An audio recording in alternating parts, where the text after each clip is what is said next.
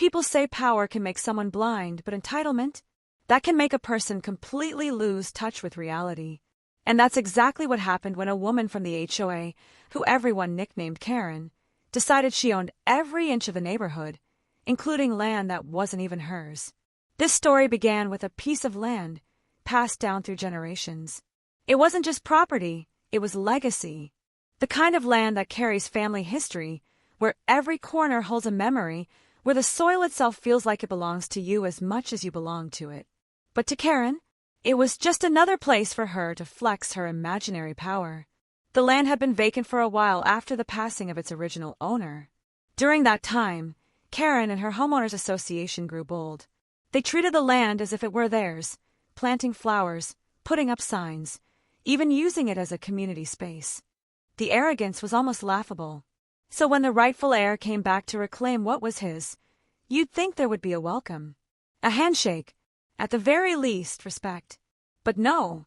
Karen exploded the second she realized she couldn't control the land, or the man who now owned it. She screamed, she threatened, she demanded compliance, throwing around rules and HOA bylaws like they were weapons. She tried every trick in the book to scare him off. But what she didn't know, the land she thought she ruled actually gave him authority over her. And when the paperwork came out, when the inheritance documents were shown, when the title proved the truth, Karen learned something that shattered her inflated ego into pieces. Because the man she tried to bully wasn't just a landowner. He wasn't just some neighbor who had to follow her HOA rules. He was the very person who now had legal control over the ground she walked on. The entitled queen of the HOA had no choice but to bow to reality. The person she mocked, insulted, and tried to intimidate was now her landlord. And the fallout? Let's just say it turned her world upside down. The story really started when the landowner returned after years away. The inheritance had been finalized, the legal documents were in hand, and everything was official. But stepping back into the neighborhood was like walking into a storm. The first encounter with Karen was almost comical. She marched up with her clipboard, armed with rules and fake authority. You can't park here. You can't build here. You can't even set foot here without HOA approval. Her words carried the weight of someone who believed she was untouchable. But the truth was, she had no authority over that land. None. The HOA didn't own it, didn't control it, and legally couldn't dictate what happened on it. At first, the heir thought it was a misunderstanding. Maybe she didn't know the situation.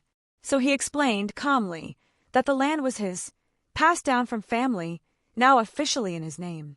He even offered to show her the documents. But Karen wasn't interested in facts. She thrived on control.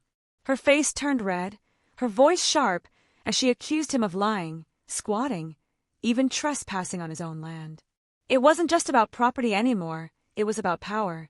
She saw someone she couldn't control, and that made her furious. The HOA board, influenced heavily by Karen, sent letters. Threatening ones. They demanded fines, tried to impose maintenance fees, even claimed he owed back dues. But every letter was nothing more than paper with empty threats. The land wasn't part of their association, and legally, they had no ground to stand on. That's when the tables turned. The heir, tired of the harassment, decided to dig deeper. What he found shocked even him. Not only did his inheritance grant him ownership of the land, but part of the agreement also included rental properties, homes already built on sections of the inherited land. And guess who lived in one of them? Karen.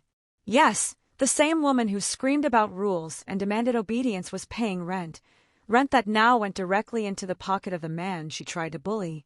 The irony was so sharp it could cut steel. At first, Karen refused to believe it. She dismissed the truth, laughed in his face, and swore she would take it up with the HOA board. But when the official landlord notice came, signed, stamped, and legally binding, her smirk disappeared. The shift in power was undeniable. The same man she had belittled was now the one who had the power to raise her rent, enforce her lease, or even evict her. The same land she had claimed as her territory was the very ground her home sat on, and he was the landlord. It didn't end quietly. Karen tried every tactic. She called lawyers, tried to stir the neighborhood against him, even attempted to frame him as an unfit landlord. But the law was on his side, and every attempt she made backfired. The neighbors, once intimidated by Karen, began to see her for what she really was, a bully who thrived on imagined authority. And as her grip slipped, their respect for the new landowner grew. In the end, Karen had two choices: comply or leave. She chose to stay, but with her pride shattered and her power stripped away. The HOA meetings grew quiet, her voice no longer the loudest in the room, her demands no longer carrying weight. Because at the end of the day, the person she once mocked as just another outsider turned out to be the one person she could never control. And that truth, more than anything else, destroyed her entitlement.